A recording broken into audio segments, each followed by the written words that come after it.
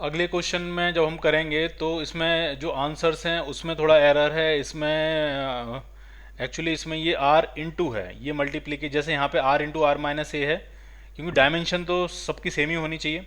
तो are into है यहाँ पे, ये भी आर इंटू है और यहाँ पे भी क्या है, आर इंटू है। ठीक है, ये माइनस गलत लगा हुआ है, तो पहले आंसर ही आप करेक्ट कर लीजिए। आंसर जो होना चाहिए वो आर इंटू होना चाहिए। अब कैसे समझ में आया वो समझिए। देखिए, क्वेश्चन कुछ भी हो आराम से समझिए। आपको उसको इस के की वैल्यू पूछ रहे हैं और ये वेलोसिटी का एक्सप्रेशन है। तो के की वैल्यू आपसे पूछ रहे हैं और ये वेलोसिटी का एक्सप्रेशन है, तो वेलोसिटी तो under root G M by A के फॉर्मेट की होती है। इसका मतलब के जो है वो डायमेंशनलेस क्वांटिटी होनी चाहिए, और के डायमेंशनलेस क्वांटिटी होने के लिए आंसर भी आपके डायमेंशनलेस फॉर्मेट के होने चाहिए। तो आंसर डायमेंशनलेस फॉर्मेट के तभी होंगे जब ऊपर अगर डिस्टेंस की डायमेंशन आ रही है तो नीचे भी डिस्टेंस की डायमेंशन आनी चाहिए, और नीचे डिस्टेंस की डायमेंशन आने के लिए R into R, distance into distance की पावर जब हाफ होगी तभी डिस्टेंस की डायमेंशन से ऊपर डिस्टेंस की डायमेंशन कैंसिल आउट होकर डिस्टेंस मतलब एक डायमेंशनलेस क्वांटिटी आएगी। ठीक, ये बात आपको ढंग से समझ में आनी चाहिए। फिर से सुनो, मिनिमम वेलोसिटी के बारे में ये एक्सप्रेशन दिया है, जबकि मैं ये कह रहा हूँ under root G M by A खुद वेलोसिटी की डायमेंशन होती है। इसका मतलब के जो है वो एक डायमेंशनलेस कांस्टेंट होगा। ठीक है, के की वैल्यू ही आपसे पूछ रहे हैं, तो के एक डायमेंशनलेस वैल्यू होगी। तो आंसर भी आपके सारे डायमेंशनलेस होने चाहिए। तो डायमेंशनलेस होने के लिए अगर ऊपर ऊपर डिस्टेंस की डायमेंशन है तो नीचे भी डिस्टेंस की डायमेंशन ही बननी चाहिए, तो ये सारे मल्टीप्लाई होने चाहिए। ठीक, अब हम इसको सॉल्व करेंगे। देखिए क्या सिचुएशन।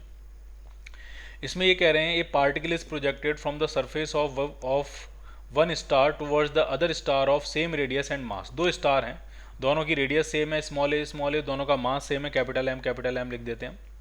और एक पार्टिकल है, उसको हमने एक स्टार की सरफेस से फेंका है दूसरे स्टार की तरफ, इस तरह से विद मिनिमम वेलोसिटी। वो ये वेलोसिटी दी है कि कम से कम इतनी वेलोसिटी हमने दी है उसको, so that it is attracted towards the other star, ताकि वो दूसरे स्टार पे चला जाए।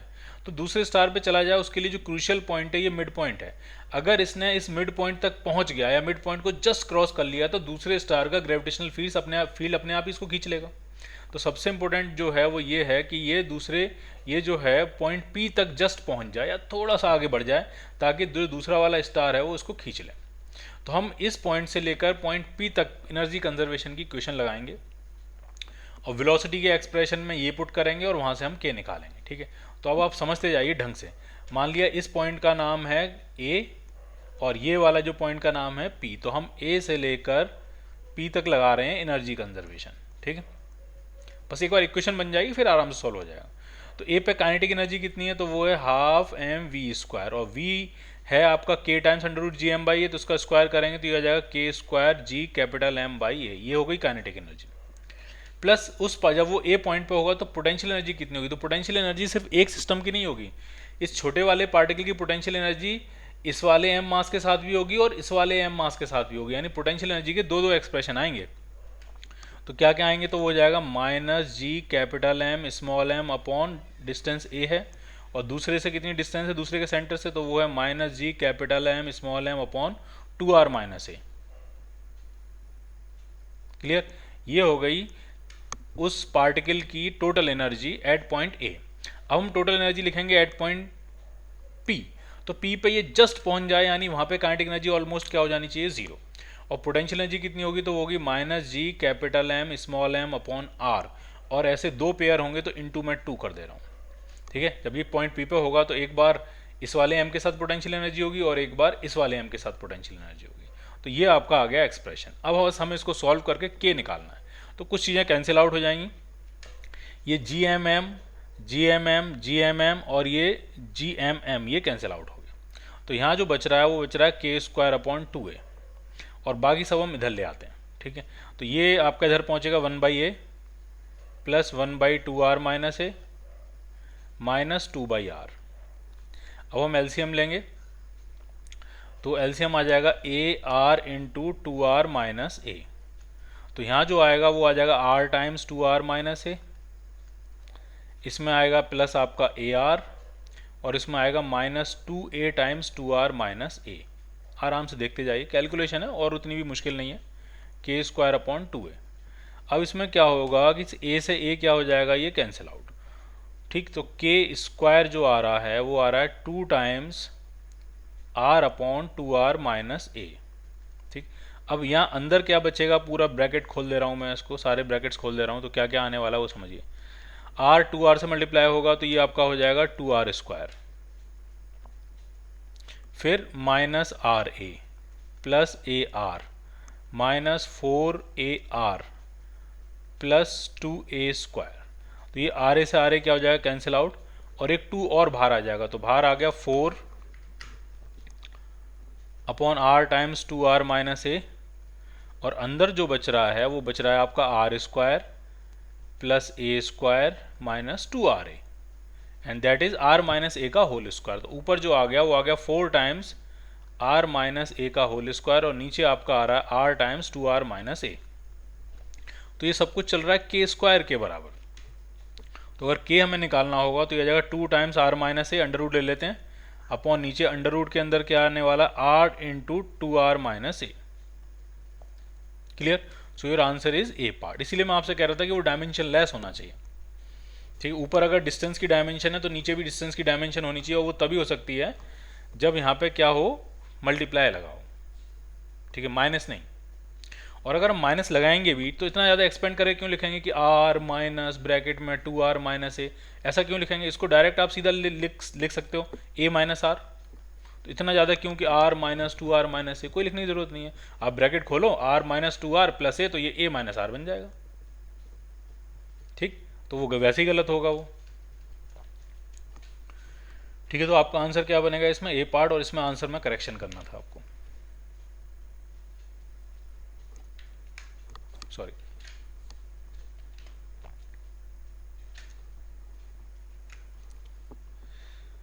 अगला क्वेश्चन देखिए। अगला क्वेश्चन बहुत ही आसान है। इसमें दो स्टार्स हैं m1 और m2, are parts of a binary star system. एक बाइनरी स्टार सिस्टम के हिस्से हैं, एक स्टार m1 है, एक m2 है, एक के ऑर्बिट की रेडियस r1 है, एक के ऑर्बिट की रेडियस r2 है। तो जरा समझिए दो बाइनरी सिस्टम कैसे काम करता है। जैसे मान लिया एक स्टार आपका m1 है और एक स्टार आपका मान लिया m2 है, तो ये दोनों अगर म्यूचुअल ग्रेविटेशन अट्रैक्शन से घूम रहे हैं तो ये अपने सेंटर ऑफ मास के अबाउट घूमते हैं। मान लिया ये इनका कंबाइंड सेंटर ऑफ मास है, तो ये इसके अबाउट घूमेंगे। मान लिया m1 घूम रहा है r1 रेडियस में और m2 घूम रहा है r2 रेडियस में, तो ये कैसे घूमेगा वो समझिए। जब m1 घूमते घूमते यहाँ पहुँचेगा तो m2 घूमते घूमते यहाँ आ जाएगा, फिर m1 जब घूमते घूमते यहाँ पहुँचेगा तो m2 घूमते घूमते यहाँ आ जाएगा, फिर m1 घूमते घूमते जब यहाँ पहुँचेगा तो m2 घूमते घूमते यहाँ आ जाएगा, इस तरह से। ठीक, फिर m2 जब m1 घूमते घूमते अपनी ओरिजिनल पोजीशन पर आ जाएगा तो m2 घूमते घूमते भी यहाँ पे अपनी ओरिजिनल पोजीशन पर आ जाएगा। ठीक है, तो m2 घूम रहा है r2 रेडियस में और m1 घूम रहा है r1 रेडियस में, और ये दोनों घूम रहे हैं अपने कंबाइंड सेंटर ऑफ मास के अबाउट। ठीक, क्लियर? अब ग्रेविटेशनल फोर्स पूछ रहे हैं m1 और m2 के बीच में कितना ग्रेविटेशनल फोर्स लग रहा होगा। तो आपको मास पता है m1 m2, डिस्टेंस पता है r1 प्लस r2, और ग्रेविटेशनल फोर्स पूछ रहे हैं, तो बहुत ही सिंपल हो गया, g m1 into m2 upon total distance का स्क्वायर, एंड डिस्टेंस जो है वो r1 प्लस r2 का होल स्क्वायर है। तो ये लगेगा ग्रेविटेशनल फोर्स।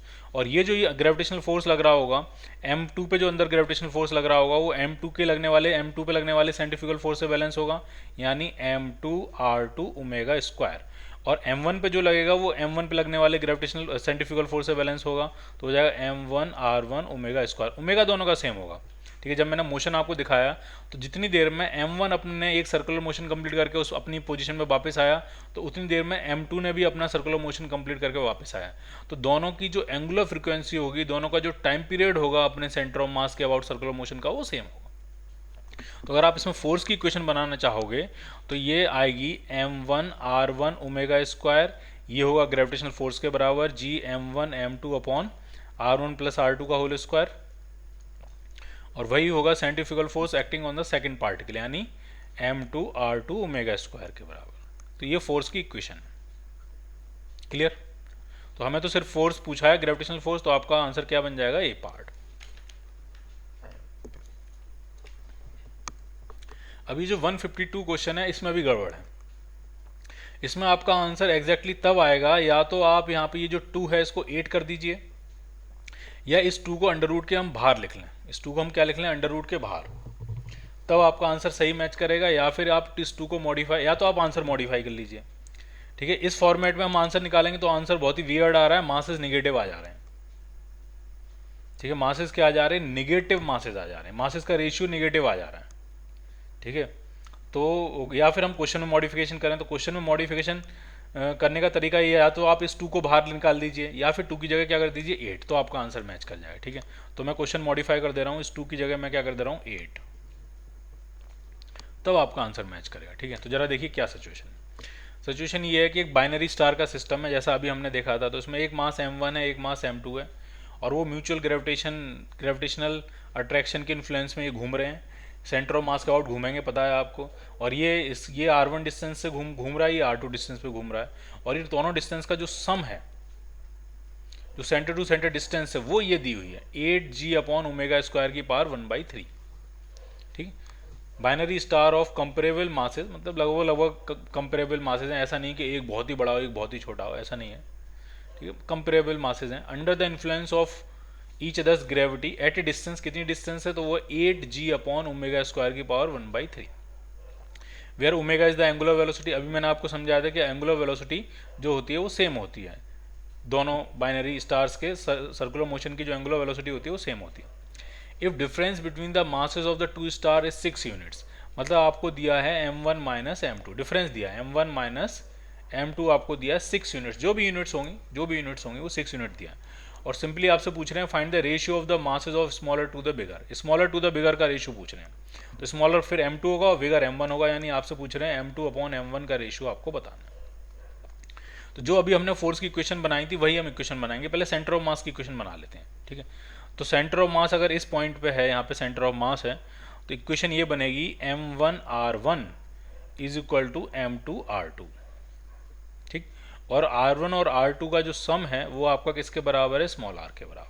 तो जो भी मुझे चाहिए होगा, r1 चाहिए होगा तो मैं r1 निकाल सकता हूँ, r2 चाहिए होगा तो मैं r2 निकाल सकता हूँ। क्लियर। ठीक है, अब हम फोर्स की इक्वेशन बनाएंगे। इनके बीच में जो ग्रेविटेशनल फोर्स लगेगा वो लगेगा Gm1m2/r², और ये सेंट्रीफ्यूगल फोर्स को बैलेंस कर रहा होगा। ठीक है, तो यही बैलेंस करेगा m1r1 ओमेगा² को, या यही बैलेंस करेगा m2r2 ओमेगा² को, जो भी आप समझ लीजिए। हम ये वाली इक्वेशन सॉल्व करने की कोशिश कर रहे हैं। ठीक है, तो यहाँ से m1 से जो m1 कैंसिल आउट हो जाएगा, तो कोशिश कर रहे हैं कि शायद m2 निकला है यहाँ से, समझिए जरा, देखते हैं। तो ये आपका आएगा Gm2/r² is equal to r1 ओमेगा², तो ये हो गया ओमेगा²। r1 की वैल्यू हम यहाँ से इन दोनों इक्वेशन से निकाल के डाल सकते हैं। r1 जो आएगा, r1 अगर निकालना होगा तो r2 की वैल्यू उठा के यहाँ डाल देंगे, r2 हो जाएगा m1r1/m1 प्लस m1r1/m2। एलसीएम वगैरह लीजिए, सॉल्व कीजिए, तो मुझे ऐसा लगता है जो r1 आपका आएगा वो आपका आ जाएगा m2r/m1 प्लस m2। ठीक है, m2r/m1 प्लस m2। अब यहाँ से हमारी बहुत सारी चीज़ें आसान हो गई। पहली चीज़ ये आसान हो गई कि ये m2 से m2 भी कट गया। दूसरी चीज़ आसान ये हो गई कि r² को जब हम इधर मल्टीप्लाई करेंगे तो r³ हो जाएगा, और r³ की वैल्यू बहुत आसान है यहाँ से निकालना। ये देखिए, ये r है, तो r³ जब आप करोगे तो तुरंत वैल्यू 1/3 जो पावर है वो खत्म हो जाएगी। ठीक है, तो ये आपका आया g, इधर आ गया m1 प्लस m2, इसको मैंने इधर मल्टीप्लाई कर दिया, इज इक्वल टू ओमेगा² r³, और r³ की वैल्यू आएगी 8g/ओमेगा²। अब आप यहीं आप समझना। ठीक है, अगर मैंने उनकी वाली वैल्यू डाली होती 2g/ओमेगा² डाली होती यहाँ पे, तो क्या होना था वो समझिए जरा। ओमेगा² से ओमेगा² कैंसिल आउट हो गया, g से g कैंसिल आउट हो गया, तो जो इक्वेशन बन रही है वो ये बन रही है कि m1 और m2 का सम 8 यूनिट्स के बराबर है, जो भी यूनिट्स रही होंगी। लेकिन अगर मैंने उनकी दी हुई वैल्यू डाली होती तो यहाँ पे 2 आ जाता। अब आप मुझे बताइए ऐसा कैसे पॉसिबल हो सकता है कि दो मासेस का सम हो 2 और डिफरेंस उन्होंने खुद दिया है 6? ऐसा हो सकता है कि दो मासेस का सम हो 2 और डिफरेंस हो जाए 6? तो ऐसा तो एक मास पॉजिटिव होना चाहिए और एक मास नेगेटिव होना चाहिए, मास नेगेटिव कैसे होगा? ठीक है, इसलिए मैंने वहाँ करेक्शन कराया, उस 2 को या तो 2 को क्यूब रूट से बाहर लिख लीजिए तब भी आपका आंसर मैच कर जाएगा, या फिर आप 2 की जगह 8 कर लीजिए, एक ही बात है। ठीक है, तो अब आपके पास दो सिंपल इक्वेशन बन गई कि m1 और m2 का सम 8 है और m1 माइनस m2 जो है वो 6 है। दोनों इक्वेशंस को ऐड करेंगे तो m2 कैंसिल आउट हो जाएगा, तो यहाँ से जो m1 आएगा वो 7 आ जाएगा, m1 7 होगा और m2 आपका आ जाएगा 1, और हमसे m2/m1 पूछा गया तो आंसर बनेगा 1/7। So your answer is B part.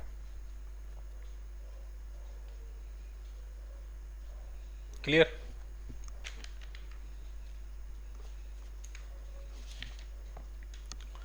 अगला क्वेश्चन देखिए, the ratio of cube of circumference, ठीक है, आराम से समझिए, ratio of cube of circumference, कोई ऑर्बिट अगर उसकी रेडियस आर है तो सर्कमफ्रेंस होगी 2πr, और उसका cube of circumference to the volume of the earth, earth का वॉल्यूम, तो अर्थ का वॉल्यूम होगा 4/3πr³, ठीक। तो ये जो है ratio of cube of circumference to the volume of Earth, ये रेशियो आपको दिया है 6 × 10⁻10 इंटू g/r। जी की वैल्यू अगर मैं डालूं तो ये हो जाएगा, जी हो जाएगा gm/r² इंटू आर। ये आपको पहला स्टेटमेंट दिया। क्यों दिया है? किसी वैल्यू के लिए दिया होगा, कुछ चीज़ें कैंसिल आउट हो जाएंगी, कुछ वैल्यू आ जाएगी, ठीक। और सिंपली ये पूछ रहे हैं find the time period of satellite, satellite का टाइम पीरियड बताइए, आर जो है वो अर्थ की रेडियस है, ठीक है। तो यहाँ से बहुत सारी चीज़ें कैंसिल आउट हो जाएंगी, r³ से देखिए ये r³ चला गया, ठीक है। इसको अगर मैं एक्सपेंड करूँ तो ये आ जाएगा 8π³ r³ अपॉन 4π, और ये 3 मैंने और ऊपर पहुँचा दिया, ठीक। इज इक्वल टू यहाँ आएगा 6 × 10⁻10 gm। और मुझसे पूछा गया टाइम पीरियड, ठीक। कुछ चीज़ें और कैंसिल करते हैं, पाई से पाई कैंसिल करेंगे तो π² बचेगा यहाँ, और 4 से कैंसिल करेंगे 2 टाइम्स आ जाएगा, और ये 6 से ये पूरा 6 कैंसिल आउट हो गया, तो यहाँ आया आपका π² r³ is equal to 10⁻10 gm। ये थोड़ी कैलकुलेशन आ गई, क्वेश्चन 1 कह देते हैं। आपसे टाइम पीरियड पूछा गया, सैटेलाइट का टाइम पीरियड बताइए, ठीक है। तो जो केपलर थर्ड इक्वेशन होती है जो कहती है t² प्रोपोर्शनल टू r³, उसको अगर हम पूरा लिखेंगे तो ये होता है t² is equal to 4π² upon gm into r³। अब ये π² इंटू gm की पूरी वैल्यू उठा के डाल सकते हैं यहाँ से हम, π² इंटू r³ की, सॉरी π² इंटू r³ की पूरी वैल्यू उठा के डाल सकते हैं। तो ये आ जाएगा आपका t² जो आ जाएगा वो आ जाएगा 4/gm इंटू 10⁻10 इंटू gm, और gm से gm क्या हो गया, कैंसिल आउट। तो यहाँ से जो t आपका आएगा वो आपका आ जाएगा 2 × 10⁵ सेकेंड्स, ये होगा उसका time period. So your answer is a part, ठीक। अब अगला क्वेश्चन देखिए, अगले क्वेश्चन में अगला क्वेश्चन भी गड़बड़ है, ठीक है। इसमें तो बहुत ही बड़ी गड़बड़ है, क्या गड़बड़ है वो समझिए। देखिए, 2 planets revolves with same angular velocity about a star। कह रहे हैं एक स्टार है, आराम समझते जाइए, एक स्टार है और स्टार के अबाउट 2 प्लैनेट्स जो हैं वो सेम एंगुलर वेलोसिटी से घूम रहे हैं, ऐसा कह रहे हैं वो, ठीक। The radius of orbit of the outer planet is twice the radius of the orbit of the inner planet. अब यहाँ गड़बड़ है, ठीक है। अगर कह रहे हैं कि एक प्लैनेट की रेडियस दूसरे प्लैनेट की रेडियस से डबल है, यानी एक अगर r रेडियस में घूम रहा है तो दूसरा 2r रेडियस में घूम रहा है, ऐसा कह रहे हैं। मतलब एक की रेडियस अगर r है तो दूसरे की रेडियस 2r है। तो कंसेप्ट ये है कि अगर दोनों की रेडियस अलग अलग है तो दोनों का टाइम पीरियड अलग अलग होगा, क्योंकि t² is proportional to r³। और अगर टाइम पीरियड अलग है तो दोनों की एंगुलर वेलोसिटी अलग अलग होगी, क्योंकि ओमेगा होता है 2π/t। लॉजिक समझ में आया आपको? क्वेश्चन में कह रहे हैं कि आउटर प्लैनेट की रेडियस इनर प्लैनेट की रेडियस से डबल है, रेडियस मतलब अलग अलग है, और फिर भी कह रहे हैं कि दोनों की एंगुलर वेलोसिटी सेम है। हो ही नहीं सकता।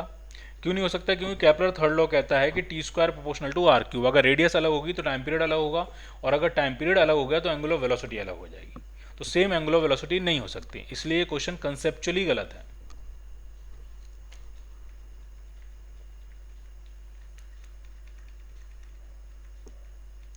जिन क्वेश्चंस में वैल्यूज में थोड़ी बहुत गड़बड़ है तो वहाँ तो चलो हम ठीक है सॉल्व करके और उसको फाइनली रेक्टिफाई कर सकते हैं, लेकिन जो कंसेप्चुअली गलत हैं तो वो तो फिर नहीं हो सकते। अगला क्वेश्चन देखिए, what would be the projection velocity of A satellite so that Interstellar मतलब ऐसे रीजन में आप चले गए जहाँ कोई ग्रेविटेशनल फील्ड नहीं है, अर्थ के ग्रेविटेशनल फील्ड से बहुत दूर, ठीक। इंटरस्टेलर मतलब ऐसा मानो आप इन्फिनिटी में, ठीक है। Interstellar velocity of the satellite becomes the orbital velocity when it is in the orbit of height of 10 r।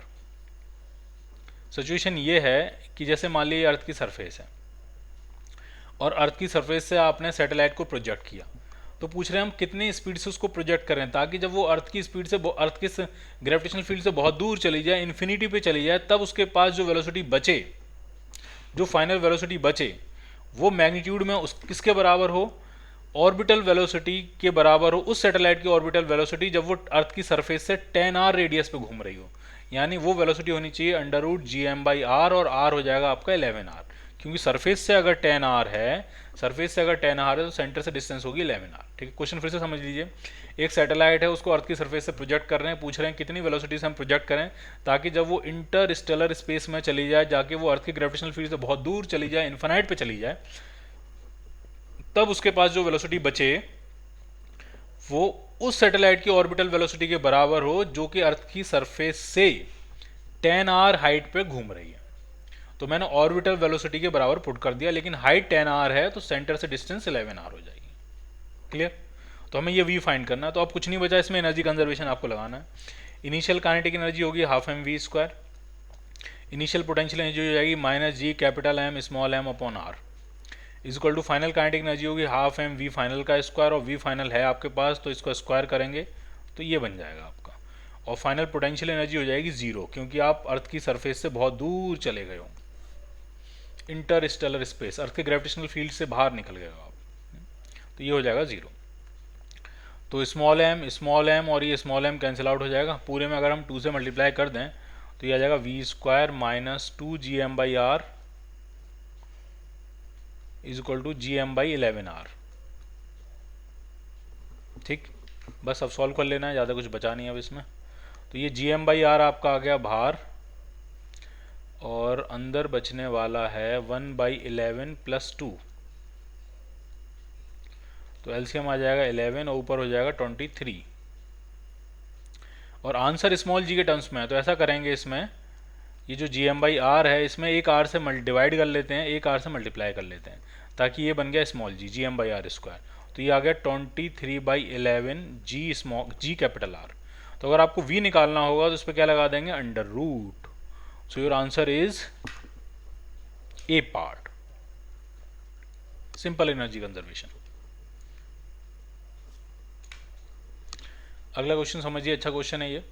A satellite in equatorial plane is rotating in the direction of the earth rotation. Diagram बनाएंगे। ठीक है, ये मान लिया अर्थ है और ये अर्थ की रोटेशनल एक्सिस है। मान लिया अर्थ घूम रही है ओमेगा ई की एंगुलर वेलोसिटी से। ठीक, और एक सैटेलाइट है जो कि अर्थ के इक्वेटोरियल प्लेन में घूम रही है, इस तरह से अर्थ के ही इक्वेटोरियल प्लेन में घूम रही है, और उस सैटेलाइट की जो स्पीड है, जो एंगुलर स्पीड है, वो मैंने मानी ओमेगा एस। ठीक है, जिस डायरेक्शन में अर्थ घूम रही है उसी डायरेक्शन में ये सैटेलाइट भी घूम रही है। ठीक, अब क्या कह रहे हैं, a satellite in equatorial plane is rotating in the direction of the earth rotation with time interval. उसका टाइम इंटरवल के बारे में इंफॉर्मेशन दी है, between 2 consecutive appearances overhead of an observer. यानी अर्थ पे अगर कोई ऑब्जर्वर है तो अर्थ के रिस्पेक्ट में उसका टाइम पीरियड जो दिया है वो कह रहे हैं। अर्थ के रिस्पेक्ट में टाइम पीरियड कितना होगा, तो पहले आप ये बताइए अर्थ के रिस्पेक्ट में एंगुलर वेलोसिटी कितनी होगी। Angular velocity of satellite with respect to अर्थ, तो वो हो जाएगी omega S minus omega E. ठीक, जिसके रिस्पेक्ट में जाते हैं वो रेस्ट में आ जाता है, उसकी एंगुलर वेलोसिटी दूसरे को ट्रांसफर कर देंगे डायरेक्शन अपोजिट करके। तो ये घूम रहा था ओमेगा एस से, अर्थ घूम रही है ओमेगा ई से, तो अर्थ पे खड़े आप देखोगे तो अर्थ तो आपके लिए रेस्ट में आ जाएगी, अर्थ तो घूमती नजर नहीं आएगी, और अर्थ की वेलोसिटी सैटेलाइट को मिल जाएगी डायरेक्शन अपोजिट करके। तो नेट वेलोसिटी जो आएगी वो आएगी omega S minus omega E. ये है angular velocity of satellite with respect to अर्थ। तो time period of satellite with respect to earth किसके बराबर होगा, तो वो आपका हो जाएगा 2 pi by omega of satellite with respect to earth, and that is omega S minus omega E. तो इस टाइम पीरियड के बारे में कह रहे हैं कि जो टाइम पीरियड है, फिर से पढ़ लेते हैं, with time interval between 2 consecutive appearances overhead of an observer as time period of rotation of earth. यानी ये जो टाइम पीरियड है ये अर्थ के टाइम पीरियड के ही बराबर है, यानी 24 घंटे के ही बराबर है, ये कह रहे हैं। तो पूछ रहे हैं what is the time period of the satellite, satellite का टाइम पीरियड आपसे पूछ रहे हैं। तो हम बस इस इक्वेशन को सेटल करेंगे। ठीक है, कैसे सेटल करेंगे समझिए जरा। देखिए हम क्या कर रहे हैं, इस इक्वेशन को पलट दे रहे हैं। तो ये हो जाएगा ओमेगा एस माइनस ओमेगा ई अपॉन 2 पाई, तो दोनों को 2 पाई से डिवाइड कर दे रहे हैं, और ये आपका आ गया 1 अपॉन टी ई। ठीक, अब 2 पाई अपॉन ओमेगा ई जो होगा ये 1 अपॉन टी ई होगा, और 2 पाई अपॉन ओमेगा एस जो होगा, 2 pi upon omega S time period का सैटेलाइट होगा, सैटेलाइट का टाइम पीरियड होगा जो कि एक्चुअल टाइम पीरियड होगा, और 2 पाई अपॉन ओमेगा ई अर्थ का टाइम पीरियड होगा। तो ये जो बन गया, ये बन गया 1 upon T S minus 1 upon T E is equal to 1 upon T E. ये बात समझ में आ रही है आपको? अर्थ का जो टाइम पीरियड होगा वो हो जाएगा 2 पाई अपॉन अर्थ की एंगुलर वेलोसिटी ओमेगा ई, और जो सैटेलाइट का टाइम पीरियड होगा actual time period from the space में खड़े होकर जो आपको कितनी देर में चक्कर पूरा कर लिया उसके बारे में बात चल रही है। तो ये हो जाएगा आपका 2 पाई अपॉन ओमेगा एस, यही आपको निकालना है। तो 1/TS जब हम निकालेंगे तो ये आपका इधर जाके ऐड हो जाएगा, तो 2/TE आ गया। इसका मतलब TS सैटेलाइट का टाइम पीरियड जो है वो अर्थ के टाइम पीरियड का आधा है, actual time period. So your answer is C part.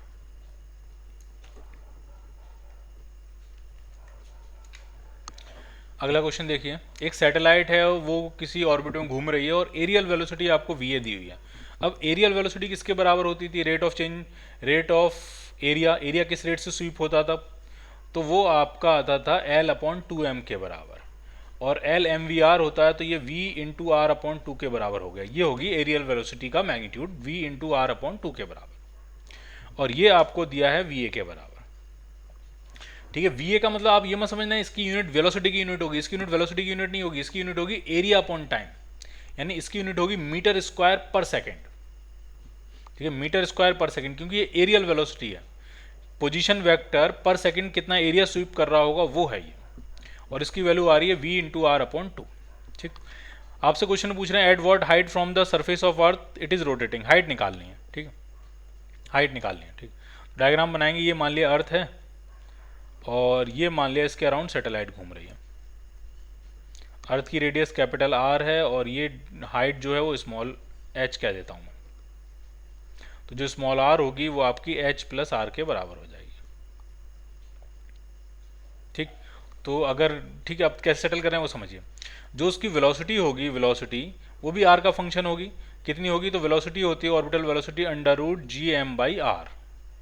Small g के टर्म्स में लिखना है तो √gr, ये स्मॉल g के टर्म्स में हो गया।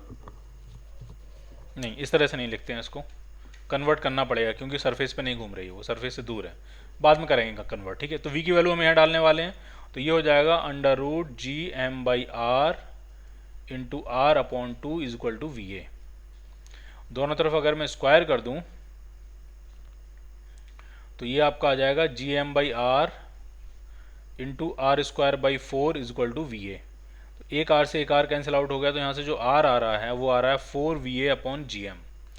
अब मुझे स्मॉल g में कन्वर्ट करना है इसको, तो तरीका ये है कि इसमें r² से डिवाइड करो और r² से मल्टीप्लाई कर लो, तो ये स्मॉल g हो जाए, क्योंकि ये जो स्मॉल g है वो acceleration due to gravity at the surface of Earth है।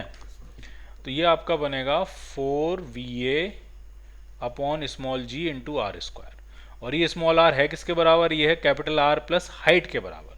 और अगर आपको हाइट निकालनी है, ये हाइट, तो इस r को इधर ले जाके -r कर देते हैं। सो your answer is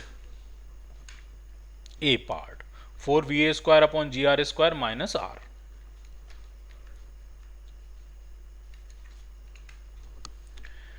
The magnitude of gravitational field at a distance r1 and r2 from the center of uniform sphere of radius r and mass m are f1 and f2। ठीक है, अब gravitational field पहले तो E के terms में होता है, F के टर्म्स में नहीं होता है, लेकिन चलो फिर भी चलो चला लेते हैं हम। ठीक है, तो सिचुएशन ये है कि ये मान लिया अर्थ है,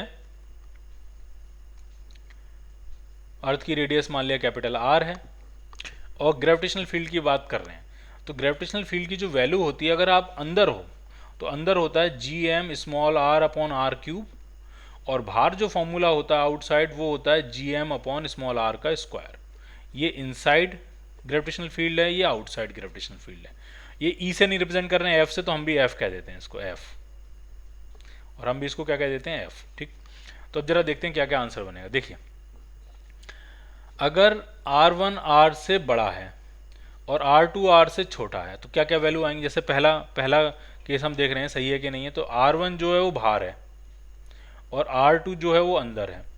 तो R1 पे जो F1 आएगा वो आपका आ जाएगा, बाहर है तो ये हो जाएगा gm/r1 का स्क्वायर, और ये अंदर है तो इसमें जो F2 आएगा वो आपका हो जाएगा gm/r2/r का क्यूब। और जब आप इनका रेशियो निकालोगे F1/F2 करके, तो ये कैसे भी इसके बराबर नहीं आएगा, तो पहला आंसर आपका गलत हो गया। ठीक, क्लियर? अब दूसरा देखते हैं, इसमें कह रहे हैं ये आर के बराबर है, जब ये आर के बराबर है और ये इससे बड़ा है, जरा देखते हैं क्या ये सही होगा। देखते हैं, पहले मैं निकाल रहा हूँ F1, F1 जो है आउटसाइड पॉइंट के लिए, तो F1 जो आपका हो जाएगा वो हो जाएगा G M upon outside point के लिए तो R1 स्क्वायर, और ये इसकी सरफेस पे, तो सरफेस पे आउटसाइड वाला फॉर्मूला चल जाएगा, तो F2 जो हो जाएगा वो आपका हो जाएगा जी एम अपॉन R2 का स्क्वायर। तो अब अगर हम F1 अपॉन F2 का रेशियो निकालेंगे तो ये आपका आ जाएगा R2 square upon R1 square, तो ये आपका आंसर सही है, आंसर बी पार्ट आपका सही है। ठीक, और भी देखते हैं क्योंकि मुझे ऐसा लगता है इसमें और भी सही हो सकते हैं, देखिए आप ढंग से समझिए इसमें।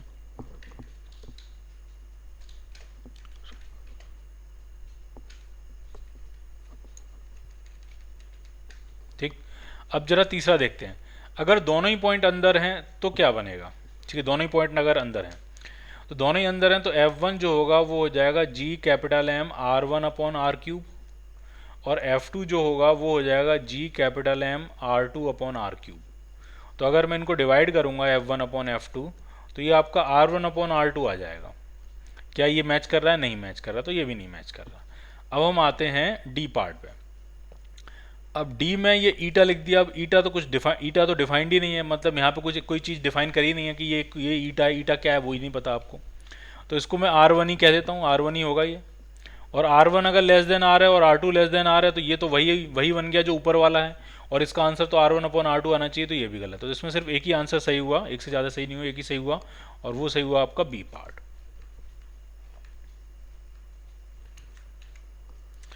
अगला क्वेश्चन देखिए, spherical planet has a uniform density, spherical planet है उसकी डेंसिटी आपको दी हुई है, मिनिमम टाइम पीरियड पूछ रहे हैं सैटेलाइट का, बताइए क्या होगा। तो जरा समझिए, T square proportional to R cube होता है, तो अगर आपको टाइम पीरियड सैटेलाइट का कम से कम चाहिए तो डिस्टेंस कम से कम रखिए। तो कम से कम डिस्टेंस का मतलब ये है कि आप प्लैनेट की सरफेस के एकदम से ऊपर सैटेलाइट घुमाइए, सैटेलाइट सरफेस से बहुत दूर नहीं, सैटेलाइट जो होनी चाहिए वो सरफेस के बहुत ही क्लोज घूमनी चाहिए, अर्थ की सरफेस के बहुत ही पास घूमनी चाहिए, तब जाके उसका टाइम पीरियड मिनिमम होगा। ठीक है, तो टाइम पीरियड का फॉर्मूला क्या होता है, टाइम पीरियड जो होता है T square is equal to 4 pi upon G M into R cube, और आर आपका इस कैपिटल आर का क्यूब हो जाएगा। हम ये मान रहे हैं कि सैटेलाइट प्लैनेट की सरफेस के बहुत पास घूम रही है, तब टाइम पीरियड आपको मिनिमम मिलेगा। ठीक, अब सॉल्व कैसे करेंगे, सॉल्व करना बहुत आसान है। ये जो मास है, इस मास को हटा के हम इस मास को हटा के वॉल्यूम इंटू डेंसिटी डाल दे रहे हैं, तो वॉल्यूम कितना होगा 4/3 पाई आर क्यूब इंटू डेंसिटी। ऐसा हमने इसलिए किया क्योंकि क्वेश्चन में आपको डेंसिटी दी हुई है, तो यहाँ से आर क्यूब से आर क्यूब कैंसिल आउट हो जाएगा, एक पाई से एक पाई कैंसिल आउट हो गया, 4 से 4 कैंसिल आउट हो गया, तो जो टी स्क्वायर आया वो आपका आया 3 पाई अपॉन जी रो। अब वैल्यू डाल देते हैं, तो ये हो गया 3 पाई, जी की वैल्यू भी बहुत अच्छी दी हुई है 20/3 इंटू 10⁻⁻11, ताकि कैलकुलेशन आपके लिए आसान हो जाए, और डेंसिटी भी बहुत अच्छी दी हुई है π/2 इंटू 10⁴। तो क्या क्या कैंसिल आउट होने वाला हुआ, तो एक तो पाई से पाई चला गया, ये पाई से ये वाला पाई चला गया, 2 से कैंसिल करेंगे 10 टाइम्स, 3 ऊपर जाके 3 तो हो गया 9, और नीचे क्या हुआ, तो ये आपका 10 है और ये 10⁴ है, तो 10⁵ हो गया, 10⁵ और 10⁻11, तो 10⁻6 बचा, तो ये ऊपर आके हो जाएगा 10⁻+6। तो टी स्क्वायर आपका आ रहा है 9 into 10⁻+6, so T is 3000 seconds. तो ये होगा minimum time period 3000 seconds, B part.